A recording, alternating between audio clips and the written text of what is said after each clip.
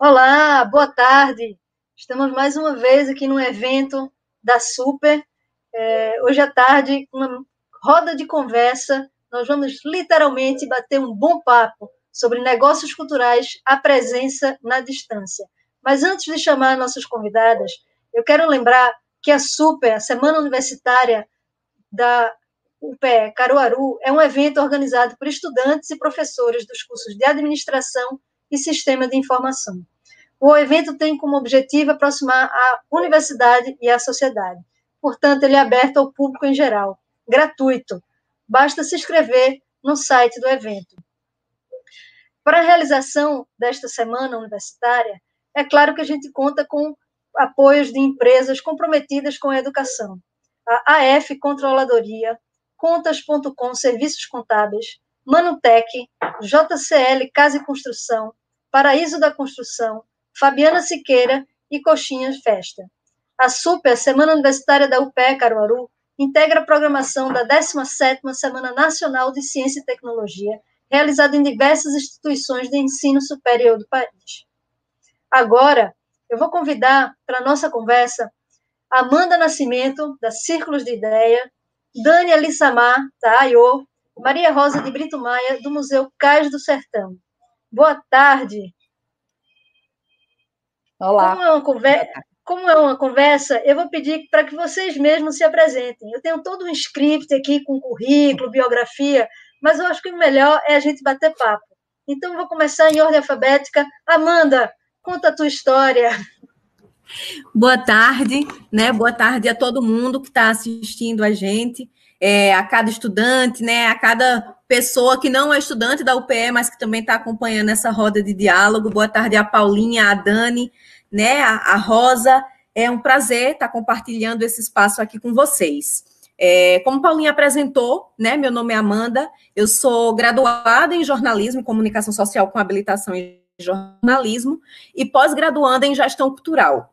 Em 2018, né, eu e o artista visual Humberto Botão idealizamos, né, e criamos o projeto Círculos, né, que está nas redes através do nome Círculos de Ideias, que a proposta é ser uma incentivadora cultural focada para as artes visuais daqui do Agreste de Pernambuco.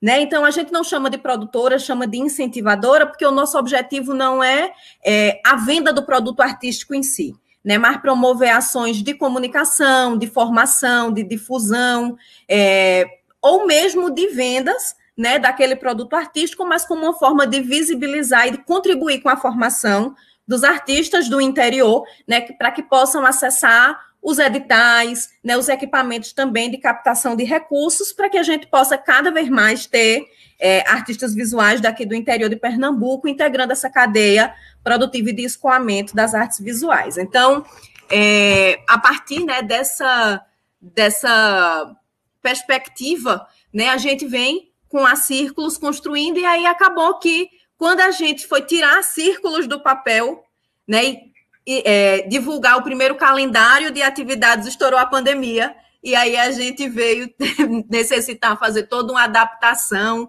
da programação que a gente tinha pensado para ser presencial, para o formato, né, virtual, que é um pouco do que a gente vai conversar aqui nessa tarde sobre essa experiência. E esqueci de dizer, mas não menos importante, né, além da minha formação, sou feminista, né, e isso é uma característica, uma identificação ideológica necessária para que a gente também possa se situar a partir de qual perspectiva histórica e social a gente atua, né, que é numa perspectiva da igualdade de gênero, da inclusão das mulheres e da reparação histórica. Maravilha, Amanda! Acho que essa vai ser a característica dessa roda de conversa. Dani, é com você. Ai, amei, Amanda. Boa tarde, minha gente. É um prazer enorme estar aqui. Eu sou apaixonada, né, pela UPE e pela Super, principalmente, porque eu me formei na UPE, eu sou formada em administração com ênfase em marketing de moda aí, e eu sou muito grata a tudo que eu vivi nessa universidade, inclusive abrir minha empresa no meio do curso, né? E aí foi só aprendizado, só enriquecimento em todos os setores da minha vida com o nascimento da minha filhota, que é a Ayo, que é a minha marca. Também sou pós-graduada em MBA, Direção Criativa de Moda, sou técnica em produção de moda, então sempre atuei em negócios de moda em geral. Atualmente trabalho tanto para o Sebrae Incubatics com agente de orientação empresarial, quanto para a minha empresa, que é a Ayo. E hoje vai ser muito rico. Eu espero que vocês participem aí, que comentem, que mandem mensagens, tá? Que falem no chat, que a gente vai estar aqui para estar conversando com vocês sobre como a gente reagiu a esse momento agora de pandemia, que foi bem importante para mim também, para a Ayo, foi bem importante esse momento. Então, eu espero que seja maravilhoso essa tarde. Oi, Dani, ainda lembro do seu TCC, hein? Que foi o plano de negócio da Ayo. E eu estava lá, participei dessa banca. Muito bom, seja bem-vinda novamente à sua casa. Obrigada. E vou chamar a Maria Rosa para se apresentar. Olá, boa tarde, Amanda, Paula, Dani, todos os ouvintes que estão aí, estudantes, né? Meu nome é Maria Rosa Maia, eu sou formada em administração de empresas, tenho pós-graduação em gestão pública em cultura e em história do Nordeste, e acabei de fazer uma especialização de museologia social pela Fundação Joaquim Nabuco, aqui em Recife, e estou aqui para compartilhar essa experiência que eu tenho do Museu Cais do Sertão. Eu entrei no museu em 2013, numa seleção para a produção executiva do projeto da exposição de longa duração, né, através de uma seleção de uma produtora, e estou desde o início desse projeto, né, hoje o museu já tem 6 anos, e trabalhei em várias produções de exposições, né, como produtora executiva, e entrei no museu como supervisora de programação. Então, essa parte de programação, e desde o início a gente pensou nas redes sociais, né, como utilizar as redes para a divulgação e comunicação do museu. E da supervisão de programação, eu passei para a coordenação de conteúdo, que trabalhei até 2018 como coordenadora de conteúdo, e desde 2019 estou como gestora do museu, né, e estou aqui para compartilhar essa experiência com vocês. Obrigada.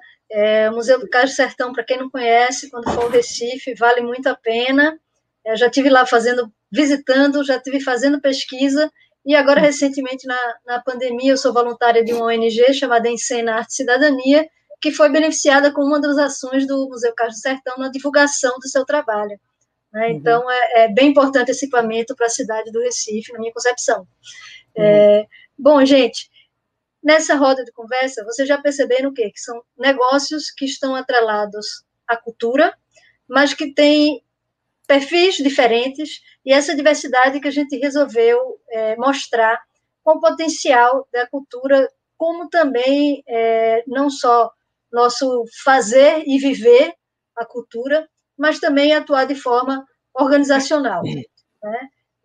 E aí, para a gente compartilhar essa experiência, eu peço que vocês façam perguntas, mandem perguntas, sugestões de temas, e a grande pergunta principal, porque quando veio o advento da pandemia, a área da cultura foi uma das primeiras a terem sua proibição de funcionamento presencial, uma das últimas a serem liberadas, né? O museu acho que está voltando há pouco tempo, né? Uhum.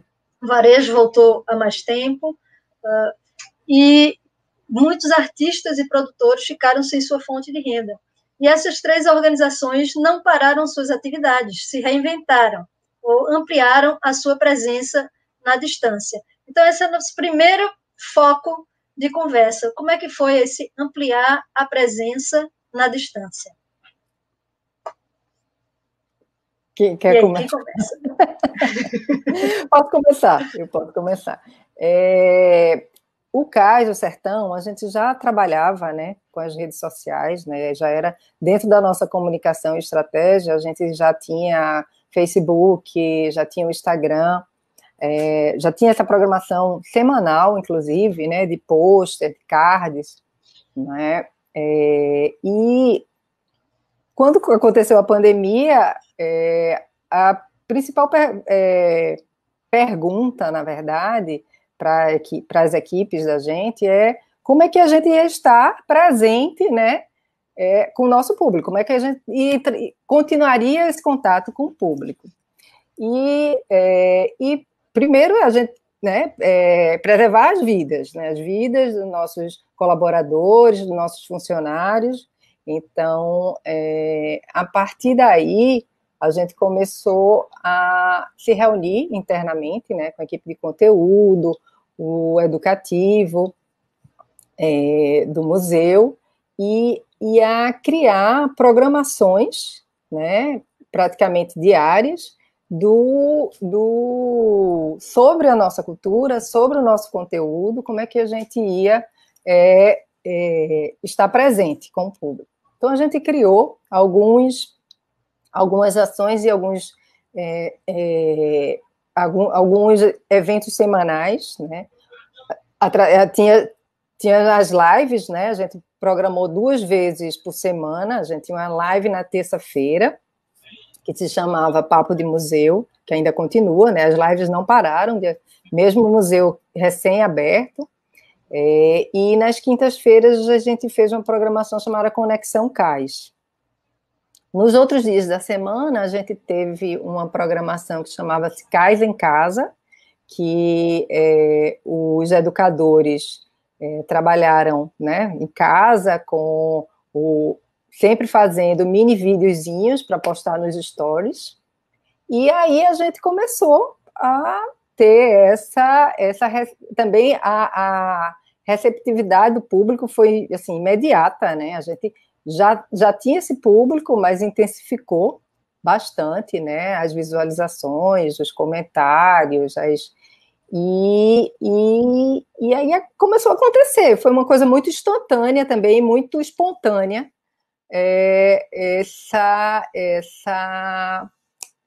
esse passo a mais, sabe? Que a gente teve. E aí, acho também que começou com as lives a chamar pessoas da cultura, músicos, museus, que a gente dialogava, mas não tinha essa proximidade. Então, foi um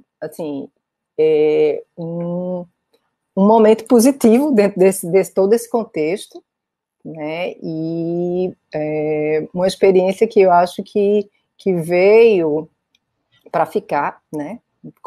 Com certeza, isso vai ficar em todos os museus, de todos os equipamentos culturais. E o que eu acho que foi bem interessante do CAIS, que o CAIS conseguiu estimular os outros equipamentos a fazer. Então, a gente pode, mesmo sem equipamento, com o celular que tem em casa, e aí com a internet que a gente tem, caía e voltava, e aí foi acontecendo.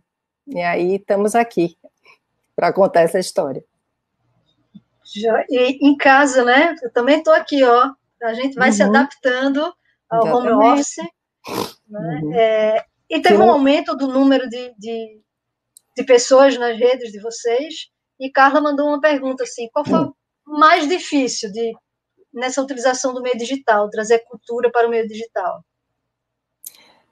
Carla, o mais difícil foi a adaptação ao digital, né? Então, a gente sentia que eu era assim, eu sou administradora, sou gestora, não tinha esse contato, essa facilidade com o falar, né?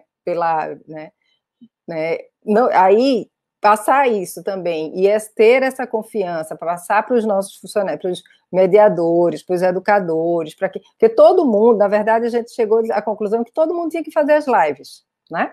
Tanto o educador, a coordenadora de conteúdo, eu como gestora, a museóloga. Então, a gente trouxe a voz das pessoas que fazem o museu para entrevistar. Então, a parte difícil foi as pessoas se adaptarem a esse novo método de chegar ao público, né? Eu acho que isso, a parte mais técnica mesmo, de o meu celular não está legal, aí a gente tentava, batalhava ali, trazia um equipamento que tinha no museu, levava para a pessoa em casa, e aí, quanto à tecnologia em si, não foi tão desafiadora quanto as pessoas. Eu acho que as pessoas se adaptaram, para as pessoas se adaptar foi mais difícil. Joia. Amanda, vamos passar agora para que você contar um pouco de como é que foi essa presença na distância. Por incrível que pareça, eu tive mais acesso ao conteúdo da Círculos agora na pandemia, acompanhando as redes sociais, do que antes, né? Então, eu queria que tu falasse um pouco também sobre isso. Exatamente. Acaba que a Círculos, a gente pode considerar que ela nasceu, né, em meio à pandemia. A Círculos, até então, ela era, como eu falei na apresentação, ela era um produto de idealização. Então, desde 2018 que a gente vinha, né, eu e Humberto, pensando como era que a gente podia contribuir com esse cenário, né, das artes visuais aqui no Agreste. A gente começou a acessar alguns números, alguns indicadores, então indicadores do Funcultura, dessa questão da regionalização, né, e a gente foi se apropriando cada vez mais dessa realidade, né, de deficiência no acesso, né, então quando a gente dialogava com outros artistas, enfim, e foi compreendendo esse cenário, né, e aí em 2019 a gente disse, não, vamos realmente mergulhar, né, nisso assim, e tentar construir um mecanismo para que a gente possa contribuir efetivamente com a coletividade, né, com a comunidade. A gente está inserido no contexto do Alto do Moura, né, então como é que a gente pode contribuir, inclusive, com a compreensão de uma arte mais contemporânea, né, dentro desse cenário da tradicionalidade, enfim. E aí foi quando a gente veio dando corpo, né, a Círculos.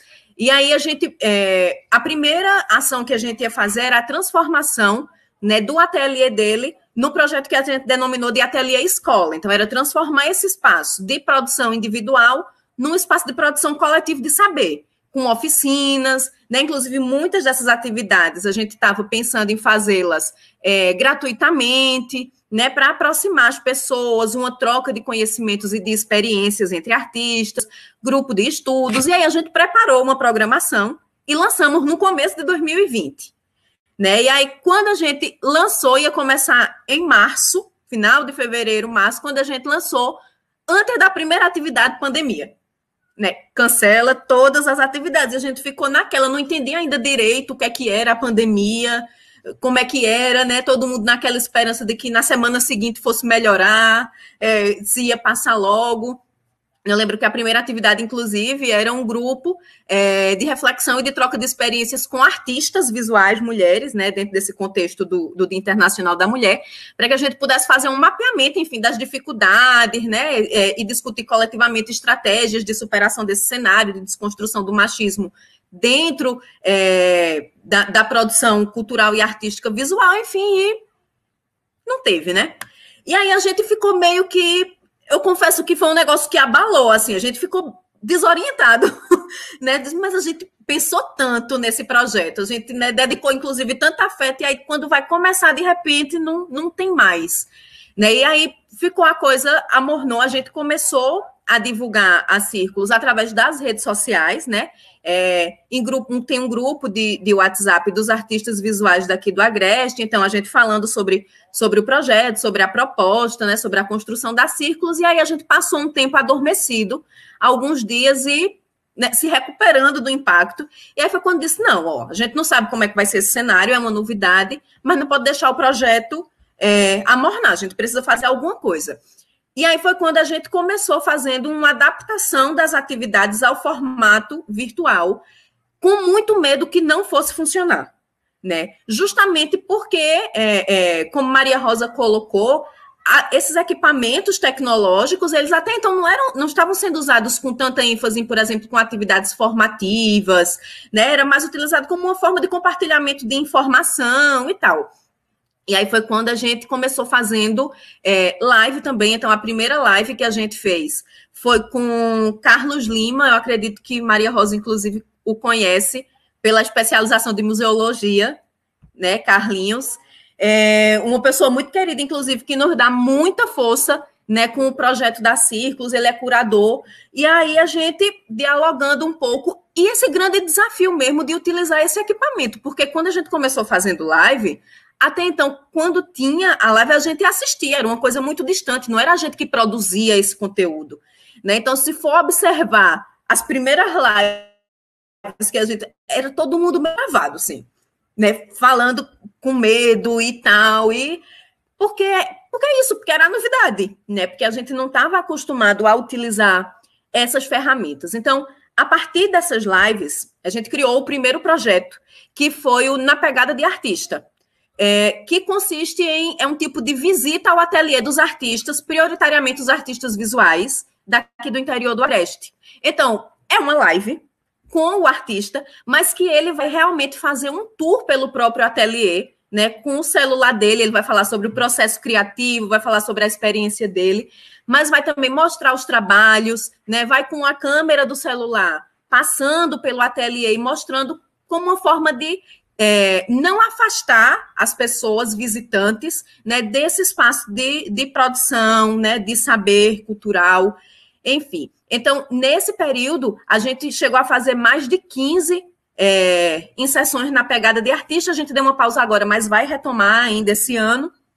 por questões outras, mas já tem artistas aqui no calendário, né, dos próximos encontros do Na Pegada de Artista. E foi um desafio também, como Maria Rosa colocou, não só para a gente, mas para os próprios artistas. Então, muita gente que a gente convidava ficava naquela assim, não, olha, mas nessa data não, deixa eu ir mais para frente, né? Espere um pouquinho para eu poder ver como é que funciona, eu não sei se eu consigo falar. Enfim, nessa coisa do desafio mesmo do uso da tecnologia. E aí, paralelamente, a gente também teve outras experiências, né, com a campanha Artista Apoia Artista. Então, a ideia foi fazer uma publicação que falava sobre a campanha e as pessoas que estavam seguindo a gente indicavam artistas visuais, marcavam ali na publicação artistas visuais que elas gostavam do trabalho, para que a gente entrasse em contato com eles e pudesse divulgar o trabalho desses e dessas artistas, né? Então, era criar realmente uma cadeia de indicação e do artista poder falar sobre o próprio trabalho, mandar foto do próprio trabalho, uma campanha de visibilização nesse período de pandemia através das redes sociais. Fizemos também um grupo de estudos, né, voltado para artes visuais, um grupo de estudos virtual com mediação do artista visual Caju Galon, que resultou numa revista virtual muito legal, a revista Cápsula. Vocês podem acessar através da nossa página no Instagram. Vocês podem baixar a revista com o produto, né, dos alunos e das alunas desse grupo de estudos, com que eles produziram textos, colagens, pinturas. Então, ficou um material lindo, que é compartilhado também gratuitamente. E também a gente fez uma oficina de elaboração de projetos culturais, também uma oficina gratuita, porque foi quando estendeu-se o prazo do Funcultura, né? E aí também com base nesses indicadores, a gente disse, não, vamos fazer aqui essa oficina, né? Um mini curso, para que as pessoas, né, porque estendeu também o prazo de cadastro, enfim, e o prazo de inscrição dos projetos, não, vamos aqui estimular e trabalhar, fazer essa oficina de elaboração de projetos culturais, especificamente para o formato do edital do Funcultura. Então, tinha esse recorte, também foi uma experiência muito legal, foi a minha primeira experiência como oficineira, né, enquanto produtora cultural, mas foi uma experiência de troca muito importante e muito interessante. A gente trouxe Carlos, inclusive, porque ele já atuou, né, como parecerista de alguns editais, então, para falar um pouco sobre o projeto de seleção, né, os critérios, enfim, esses aspectos mais técnicos do edital e da análise de projetos.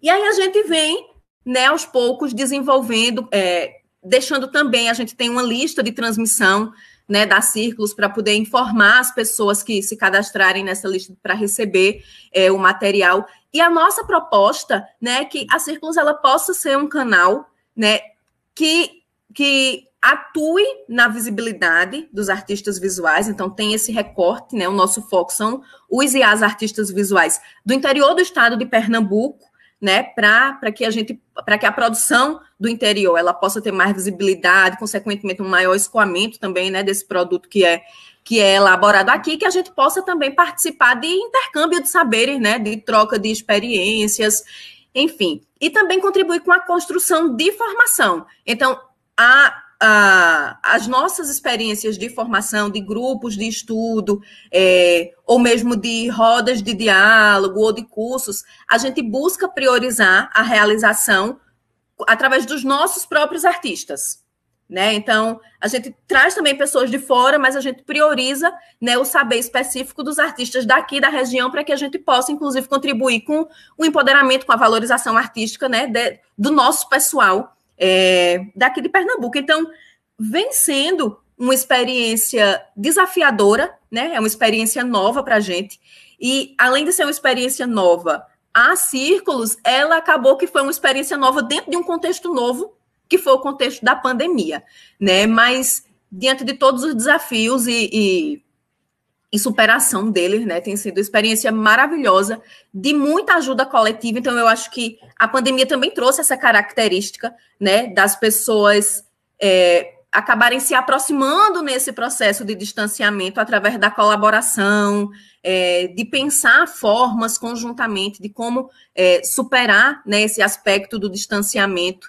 Até porque o isolamento social, à medida que o tempo foi passando, ele foi se tornando um desafio cada vez maior, né, as pessoas dentro das suas próprias casas, e aí lidar com uma jornada quádrupla, muitas vezes, de trabalho, e aí afazeres domésticos, e cuidado dos filhos, e home office, né, e todas aquelas coisas. E aí eu acredito que a pandemia, ela trouxe, né, diante de todo o caos, essa característica de pensar e de ajuda coletiva, né, de criação dessa rede de apoio. Joia, Amanda, grande experiência, né? Nascer e crescer praticamente nesse momento tão adverso, né? Eu queria agora ouvir um pouco da história de Dani. Eu sei que a I.O. ela já nasceu tecnológica.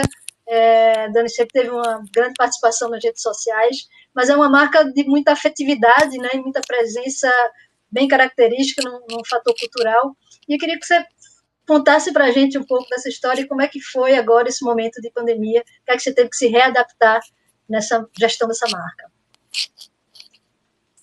Certo. A I.O., que eu não falei para vocês, mas eu amo contar a história da I.O., porque é linda. A I.O. significa alegria em nigeriano, né? É uma forma de externar, de expressar a alegria, a sua felicidade, usando a I.O., essa palavra que a gente trouxe para a marca, que fala sobre toda a identidade que a gente quer transmitir, é justamente a alegria mesmo, e a gente mistura os dois universos, o universo da afro-brasilidade com estampas bem florais, que a gente trabalha, remetendo o nosso Brasil maravilhoso, na parte da fauna e flora, né? E a gente remete as estampas em geométrico ao universo africano, e a gente faz essa mistura deliciosa que se torna o que é a I.O. A gente nasceu justamente na internet, né? A gente fez o evento de lançamento. Nossos eventos eram mais físicos, a gente fazia bastante desfile antes da pandemia.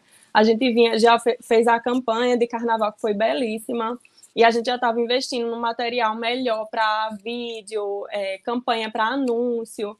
Enfim, a gente sempre trabalhou nessa parte da internet. Porém, a gente estava crescendo também nos pontos físicos, porque a gente coloca em loja colaborativa, em ambientes que realmente valorizam a moda autoral, a moda sustentável, tudo que a gente defende dentro da marca. E aí, o que eu gosto, assim, a parte boa, né, para a empresa nessa pandemia, para eu pelo menos, foi que as pessoas começaram a repensar o seu consumo e dar valor às pessoas que fabricam. A gente conseguiu fortalecer a nossa identidade de marca, mostrando nossa produção, mostrando nosso trabalho.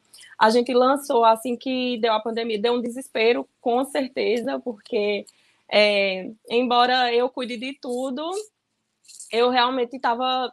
O que eu senti que eu poderia ter tido naquele momento era me munir de informação, porque antes da pandemia a gente entrou numa rodada de negócio, a gente fez um investimento alto, Eu estava um pouco desligada de jornal, confesso a vocês, de saber as notícias do momento. Eu acho que isso influenciou bastante, poderia ter influenciado nas minhas tomadas de decisão. Mas aí tudo bem, né? A gente tem que contornar as coisas, tem que dançar conforme a chuva. E foi justamente o que aconteceu. Eu dei um desespero, assim, a gente passou um mês naquele... O que é que a gente vai fazer? Aí depois começou a fluir. Inclusive, eu tive uma consultoria com o professor Robson aí da UPE, que ele me ajudou bastante, me deu várias ideias interessantes que a gente, quando está inserido dentro da empresa, acaba bloqueando algumas coisas que poderiam ser importantes para a empresa, né? E aí começou a leveza, né? Aquele negócio a fluir as ideias, que era o que estava precisando. E aí a gente fez uma coleção de máscaras pintada à mão, homenageando 2 grandes artistas. E depois a gente foi desenvolvendo assim as peças, mostrando de outra forma, mostrando a produção, aproveitando mesmo que estava todo mundo no celular para fortalecer a identidade da nossa marca, que a gente luta tanto para que andasse, só que eu acredito que nessa pandemia a gente conseguiu ser compreendido melhor. E aí foi muito interessante nesse ponto. Outro ponto é porque a gente se viu na necessidade de contratar uma social media, que é uma profissional que cuida das redes sociais, porque até então eu cuidava de tudo, que inclusive eu crio, eu costuro, eu corto, eu embalo, eu envio, eu faço tudo da empresa, só que eu sempre estou contando com a ajuda de pessoas e agora estou terceirizando ainda mais. Então, já faz um tempo que a gente tem ajuda na costura, tem pessoas que fazem esse trabalho para a gente. A gente está com uma pessoa incrível agora, que se capacitou bastante e está na IO. Então, a gente trabalha com costura francesa, que é um acabamento mais embutido. Os nossos tecidos são muito bem selecionados. Então, tem uma série de coisas que a gente precisa de profissionais que entendam ou estejam abertos a entender o que a gente está fazendo. E aí, a gente agora conta com a social media, que é a Yali Ramos, que também estudou na UPE, e ela se capacitou nisso. Incrível o resultado que a gente está tendo, questão de mídias sociais, de engajamento. As clientes são, assim, unidas, elas são maravilhosas, porque elas compram, são propagadoras da marca, são fãs, acabam virando fãs daquele universo que a gente desenvolve ali dentro da IO. Então, sério, muito feliz com o que eu faço. E eu espero que a gente aí colha bons frutos com o passar do tempo, através dessa marca. E, assim, a pandemia deu desespero, mas a gente conseguiu sobressair, mas depois de muita reflexão, procurando a ajuda de quem realmente poderia dar um suporte interessante para a gente. Inclusive, tivemos consultoria também com o pessoal do Senai, né, para desenvolver as máscaras. Então, a gente desenvolveu máscaras camada tripla, bem específicas, assim, todos os materiais estão bem selecionados, acabamentos impecáveis. E ainda tinha a pintura manual, que foi feita por eu e por minha mãe, que também é uma grande artista. Dani, muito interessante essa sua história, porque a parte de vestuário foi uma das que sofreu bastante também na pandemia. As pessoas em casa não estavam comprando roupa, né? Mas aí, quando você traz o detalhe do investimento na marca, o diferencial da marca, e aí, por isso que você está nessa roda de conversa, porque é o fator cultura aí, a economia criativa, a cultura como um foco no desenvolvimento da marca, que sobressai no seu negócio, né? E aí eu vou pedir para você comentar mais sobre isso e emendar na pergunta de Milena, que se teve alguma mudança no modelo de negócio para esse novo formato, né? Ou se foi uma adaptação mais orgânica. E essa pergunta depois eu vou estender para Maria Rosa para voltar a falar sobre o Cais do Sertão com a gente. Certo, a gente mudou algumas coisas do modelo de negócio porque a gente já estava querendo investir em uma produção um pouco maior, porque nossa marca é slow, mas a gente tem condições de expandir um pouco mais. Então, a proposta era a gente expandir um pouco mais. A gente já estava fechando o negócio com alguns espaços físicos que valorizam a moda autoral. E aí a gente teve que fazer reunião com esses espaços que queriam e falar, olha, agora não é o momento, a gente não vai investir no espaço físico porque está incerto, mas provavelmente vocês vão demorar um pouquinho para voltar a funcionar. Então, E, assim, o nosso desenvolvimento das coleções que ficou bem gostoso, porque a gente pensa muito no estar em casa. Então, a gente já desenvolvia muitos kimonos, só que aí, formas diversas de utilizar esse kimono. Como ele pode ser mais versátil no seu guarda-roupa, então a gente trouxe bastante isso com uma força maior, mostrando como você pode utilizar até em casa, dá para ficar tranquilo, super confortável com a roupa da Io. Então, a gente trouxe isso também para a cliente saber que, independente, ela vai poder usar em casa, mas também vai poder usar quando voltar a sair ou tiver algum evento que realmente precisa sair de casa, né? E sempre fortalecendo essa versatilidade da nossa marca. Acho que foi um ponto bem legal que a gente trabalhou bastante agora. Maria Rosa, essa pergunta da Milena, vocês precisaram mudar, adaptar o modelo de negócio do Caju Sertão para esse momento? Então, quando a mesma pergunta que a gente começou a fazer agora com o momento da reabertura, que abrir para quê, para quem, para, né, qual a relevância que a gente teria o museu fechado, né? A gente fez lá atrás, quando o museu fechou, né? A gente vai fechar e vai pensar em como aproximar esse público, que a gente não tem ele físico, né? Então, basicamente, a gente pegou tudo que a gente pensava nas redes sociais, né? A gente não fazia lives, então a gente começou a entrar logo no começo, né, a pandemia se instalou, foi todo mundo fazendo lives, então vamos fazer live, vamos também entrar nessa das lives.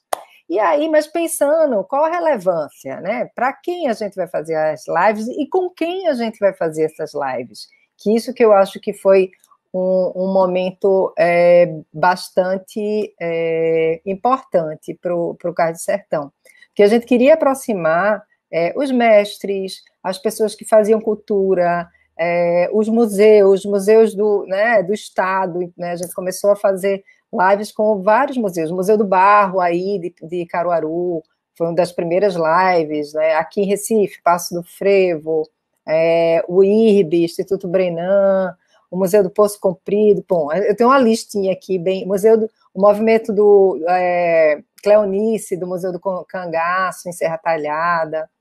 E aí a gente foi trazendo, né, e trocando essas experiências, né? Teve várias lives sobre o educativo, o que é que a gente precisava entender, o que é que as outras instituições também estavam pensando para a gente também se renovar. Então, essa troca de experiência foi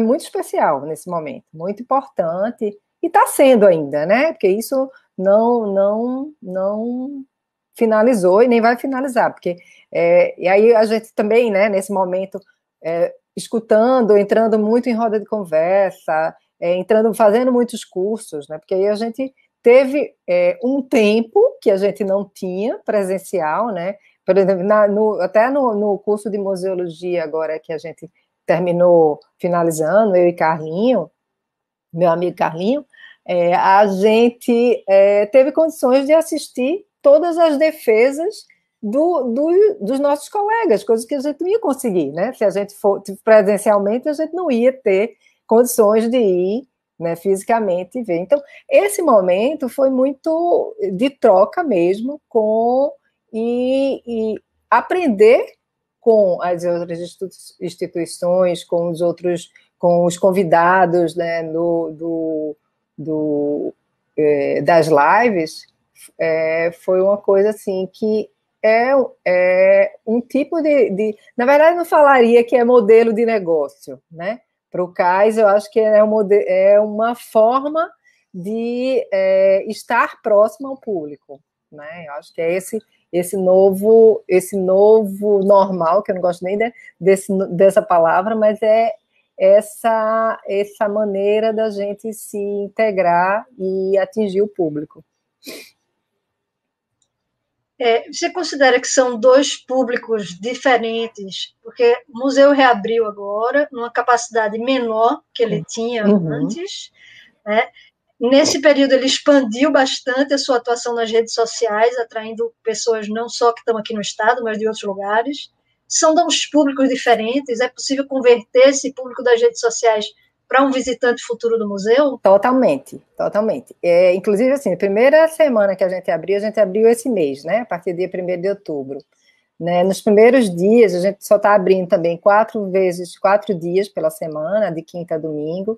E no primeiro final de semana, a gente teve um visitante de Santa Catarina, que estava em Recife, visitando o museu, porque conheceu o museu através das redes sociais, do trabalho que a gente estava fazendo nas redes, através das lives. Então, ele ficou curioso, entrou de férias, enfim, pegou um avião e veio para Recife conhecer o museu. Então, esse público que a gente conseguiu atingir, claro que ele vai, né, visitar fisicamente o equipamento. Quer dizer, claro, né? Assim, eu espero, né?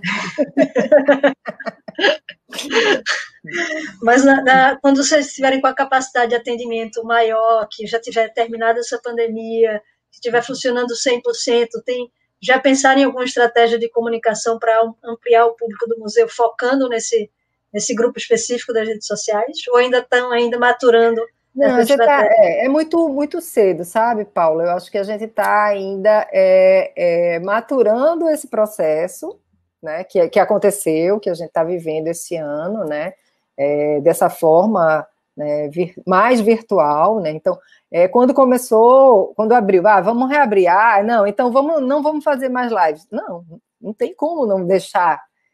A gente tem que continuar fazendo, a gente diminuiu essa intensidade, né, até porque as pessoas têm que trabalhar esse híbrido, né, físico e virtual, né. Hoje mesmo eu fui para o museu, já voltei, já estou aqui conversando com vocês, já tem, né, outra reunião, enfim. Mas eu acho que esse híbrido vai sempre existir, a gente ainda está pensando como atingir mais, cada vez mais, claro, o público, de forma virtual. A gente está entrando com um novo projeto agora para as escolas, né? Está em fase de teste, que eu acho que esse é um grande desafio também, a gente chegar, porque assim, o museu, o maior quantitativo de visitação são de alunos, são de estudantes, né? As escolas. E agora a gente não tem nem ideia de quando eles vão voltar a visitar os museus, né? Eles ainda tem toda essa as escolas estão reabrindo de forma muito, né, eu acredito que só depois que existe, né, que aconteça a vacinação é que vai ter mais um retorno de visitação mais frequente de escola. Então, esse desafio de atingir as escolas pelo meio virtual é o nosso objetivo agora, né, que a gente vai entrar para um projeto de teste com o educativo, com o conteúdo do museu, através de lives, através do canal das próprias escolas, para a gente levar o conteúdo para os colégios, para as escolas, para as universidades. A gente vai conversar com você, viu, Paula, depois. Estou à disposição, a UPE toda está à sua disposição. Ótimo. Obrigada, eu lanço essa pergunta para a Amanda também. Esse público que a Ciclos atingiu durante a pandemia, nesse ambiente virtual, como é que vocês estão pensando em converter para as ações presenciais que vão ocorrer no próximo ano e quando tivermos todos seguros com o período de vacinação? Já tem alguma estratégia pensada nisso aí? E o que é que ficou desse período de pandemia que vai continuar? O que ficou, Paulinha, eu acho que toda essa nossa experiência, ela ficou e ela vai continuar, sabe? Eu acredito que a utilização dos equipamentos virtuais é uma coisa que a gente não vai mais, não tem mais como abandonar, ela está incorporada à realidade que está se construindo a partir de agora, né? É real, a gente precisa utilizar desse instrumento, né? O que vai mudar é que não vai ser mais somente virtual, vai ser físico também, né? Mas as ações virtuais a gente vai continuar utilizando delas, inclusive para conseguir atingir um público de fora desse perímetro regional, né? Porque como as ações de formação, mais especificamente as ações de formação, então os cursos, as oficinas, quando retomar as atividades presenciais, é muito complicado a gente conseguir atingir um público de outros contextos regionais. Então, é um público que vai estar mais focado aqui, né? Então, mesmo outras cidades do interior daqui de Pernambuco, né, que também são os artistas dessas cidades, né? Nós também desejamos atingi-los e atingi-las não só os de Caruaru, mas a gente vai precisar se deslocar para a cidade. Então, o canal virtual, ele acaba que é um mecanismo fundamental para a gente conseguir acessar, né, pessoas de outros municípios, considerando também, né, que a democratização cibernética, né, também não é uma realidade tão forte assim. Então, a internet, ela não é uma realidade de todas as pessoas ainda, né? Então, também a gente precisa compreender esse contexto para não partir da ilusão de que agora, através da internet, a nossa proposta ela vai ser absolutamente democrática e acessível a todas as pessoas, porque não é. Também tem recortes, né, sociais importantes aí na utilização dessa ferramenta. Mas, como Rosa falou, né, eu ia dizer também assim, claro que elas vão acessar, né, eu espero que elas continuem acessando, porque a gente vai estar com uma programação focada aqui na cidade, mas buscando também a descentralização, né? Então, está fazendo atividades em outras cidades, em outros municípios, buscando atingir esses artistas. A gente está atualmente com 2 projetos que foram aprovados no Fucultura, ainda não foram realizados, né, por conta da pandemia, mas a gente está começando devagarzinho o processo de realização deles, que um deles é o Conceito Alto, que é levar, na verdade, a produção conceitual em cerâmica daqui do Alto do Moura para outros municípios de Pernambuco, então mostrar essa produção.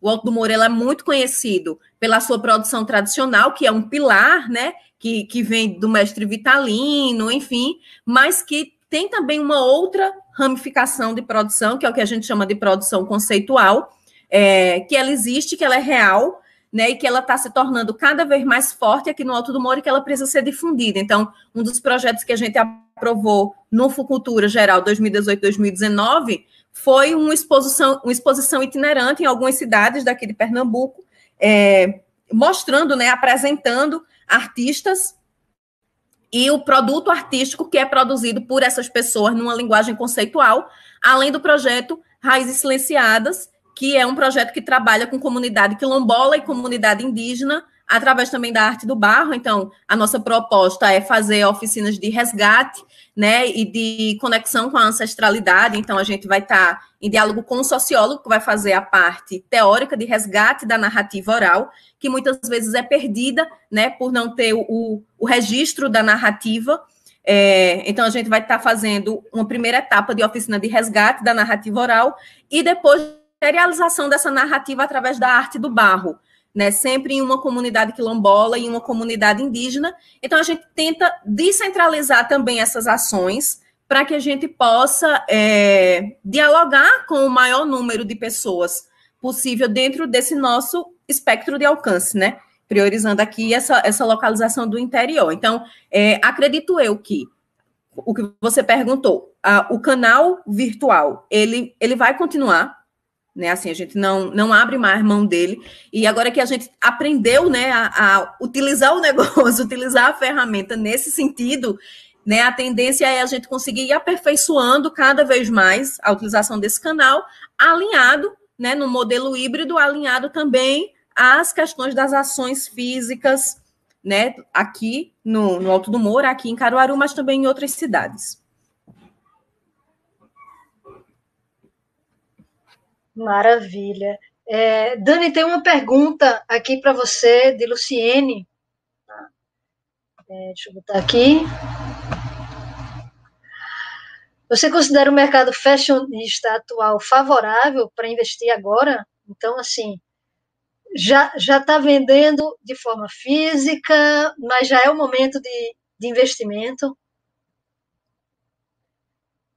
Teu microfone, Dani, tu liga o microfone, por favor? Desculpa.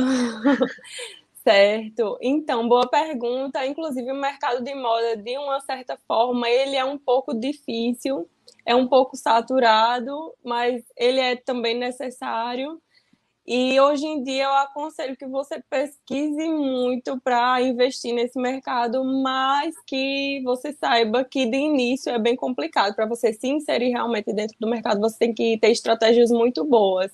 E para ter um diferencial também dentro dele, e aí você trabalhar a sua persona, trabalhar o seu público, saber o que é que aquele nicho de mercado vai querer. Então, assim, investimento, tem muitas empresas que estão abrindo nesse processo de pandemia, nesse processo que a gente está vivendo agora, tem muita empresa abrindo, mas conhecendo muito bem os riscos, eu acho que é muito importante você estudar bastante e trabalhar em cima dos riscos que você está correndo, para tentar minimizar eles ao máximo e chegar no nível que você comece agora, mas que você esteja construindo algo que perpetue e que venha a ter um retorno muito bom futuramente. Então, se seu negócio estiver atendendo a uma demanda, eu acho que muita gente agora começou a investir no slow fashion, muita gente que estava em casa, perdeu seu emprego, comprou uma máquina de costura e começou a costurar, vender na internet. Muita gente abriu brechó e está vendendo bastante. Então, é você estudar realmente, conhecer as necessidades do seu público, saber a necessidade que a gente está passando agora, é o conforto, o que o pessoal quer. O pessoal que está em casa, eles querem pantufas que esquentem alguma coisa, ou que esfrie, né? Porque o calor está grande aqui. Mas você tem que pensar nesse lado da moda, o que é que você quer atingir, onde você quer chegar, e aí você pode investir. Agora, se você não tiver só o desejo e muitas perguntas sem respostas, é um pouco mais complicado. Mas aí não é só uma questão do momento, né? Para investir na moda tem que estar bem planejado, né? Muito. E aí o que é que fica, né? Desse período, dessa loucura que nós estamos vivendo. E eu queria também que você falasse com seus colegas da UPE Caruaru se vale esse investimento em administração e também na economia criativa. Muito, eu sou apaixonada, né? Então, assim, vale, você tem que ser muito resiliente, vai passar por muitas coisas que são cabíveis de qualquer decisão que você vai tomar a longo prazo na sua vida, então vale realmente investir no seu maior desejo aí, agora com base em muito estudo, sempre, muita pesquisa, então não deixe só o desejo tomar de conta, né? Tem que ser muito racional nas suas decisões.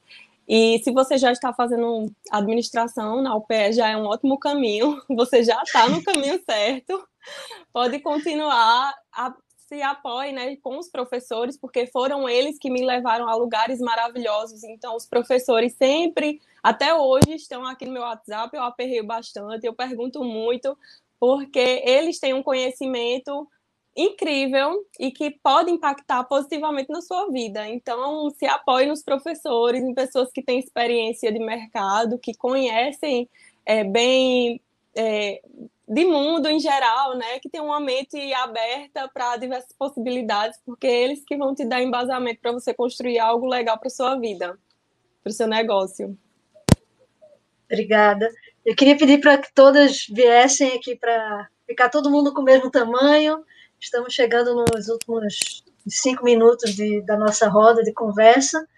Por mim, a gente podia ficar aqui ainda muito mais tempo, mas aí, pegando esse finalzinho, eu deixo aberto para vocês fazerem perguntas entre si, não só eu fazer pergunta, ou um comentário que ainda ficou faltando, aquela coisa que eu esqueci de perguntar. Tá? Então, vamos deixar a roda rodar. Eu quero agradecer, foi muito bacana estar com vocês. Passou tão rápido, quando você falou agora 5 minutos, foi muito rápido. Aprender muito também aí com a Amanda e com o Dani, né? E queria dizer que em janeiro, além de ser gestora do Cais Sertão, eu sou produtora ainda cultural. e estou levando uma exposição aí para Caruaru, né?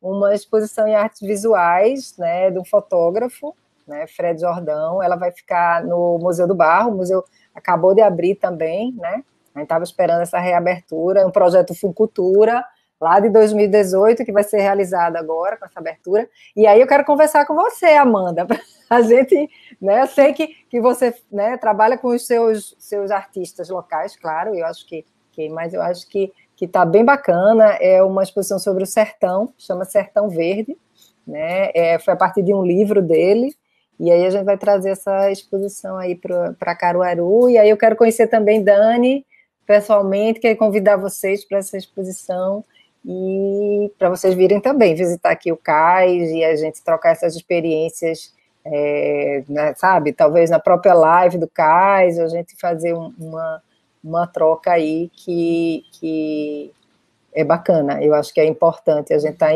mostrando a experiência que a gente está tendo, né? São negócios, são instituições culturais e de diversos formatos, mas importante para a sociedade, para os alunos, né? Agradecer ao PE, a Paula, assim, essa iniciativa muito bacana, né?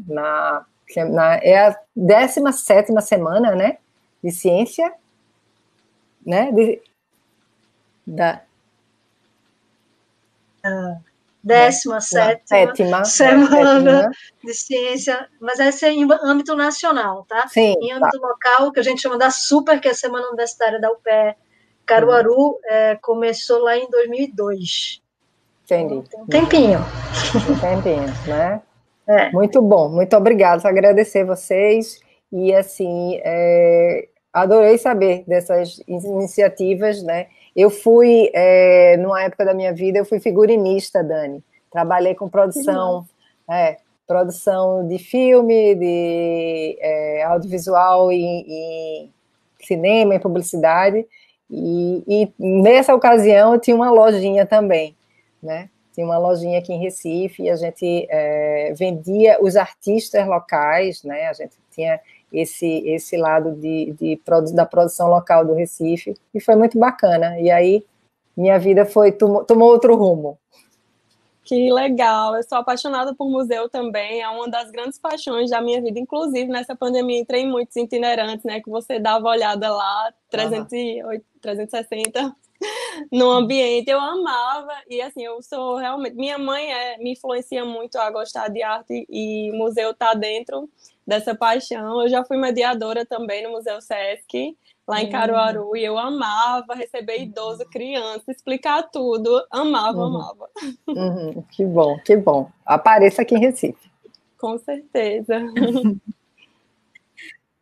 Maria Rosa, vai ser maravilhoso, vai ser um prazer receber vocês aqui, a gente ter essa oportunidade de troca, né, de compartilhamento.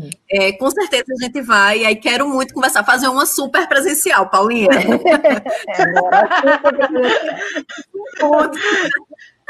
Mantendo o formato da roda de conversa, a gente vai. Que já está nessa programação aí, várias lives, rodas de conversa, isso. Vai ter um tour acessível também, já está pensando numa parte de acessibilidade, né? Maravilha. Maravilha. Estarei aí em breve.